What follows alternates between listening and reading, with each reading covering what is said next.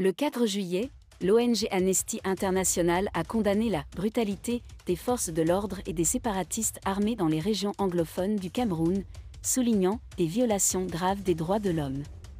Désolé de vous interrompre, ce rapport peut contenir des commentaires soumis au choix de l'auteur. S'il vous plaît, si vous êtes nouveau sur cette chaîne, veuillez vous abonner et activer la cloche de notification. De cette façon, vous serez averti lorsque nous publierons de nouveaux rapports sur cette même chaîne. Merci.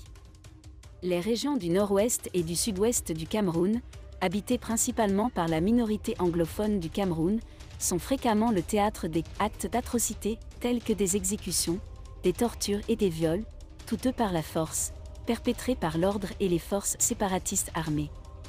Selon Amnesty International. Depuis fin 2016, le régime du président Paul Biya a brutalement réprimé les manifestations pacifiques organisées par les anglophones, qui se sentent marginalisés par le gouvernement central majoritairement francophone. Après cela, de nombreux groupes armés séparatistes anglophones ont pris les armes et déclaré l'indépendance de la région qu'il appelait Ambazonia.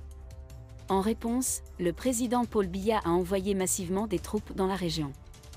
Dans ces déclarations, pour nous ou contre nous. Population prise au piège entre militaires, séparatistes armés et milices dans le nord-ouest anglophone, Amnesty International énumère des cas d'exécutions extrajudiciaires, de meurtres de civils, dont des femmes et des enfants, et des cas de torture, de viols et autres d'abus sexuels violents, menés par les deux parties. Ces crimes répétés constituent de graves violations des droits de l'homme. Le rapport d'Amnesty International s'appuie sur les témoignages de plus d'une centaine de victimes, ainsi que sur des rapports d'ONG locales et de journalistes. Pipeline Tchad Cameroun, Paul Biya joue le capitaine pour le compte de N'Djamena. Paul Biya aux manettes, comme au début du projet. Selon le décret présidentiel publié le 4 juillet 2023, le président de la République du Cameroun a nommé Haroun Bako au poste de directeur général de la Cameroun Petroleum Transport Company, COTCO. La prochaine réunion du conseil d'administration a eu lieu dans la matinée. Alors Paul Biya résilie le bail de Nicolas de Blanpré, qui a débuté le 2 juin, à la tête de l'entreprise.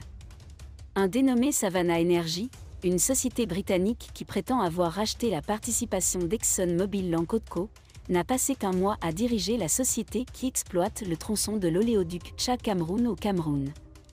Le conseil d'administration de COTCO a désigné des Camerounais pour diriger l'entreprise. Merci d'être resté avec nous jusqu'à ce point, comme toujours pour promouvoir la liberté d'expression. Laissez vos opinions à ce reportage dans la section commentaires ci-dessous.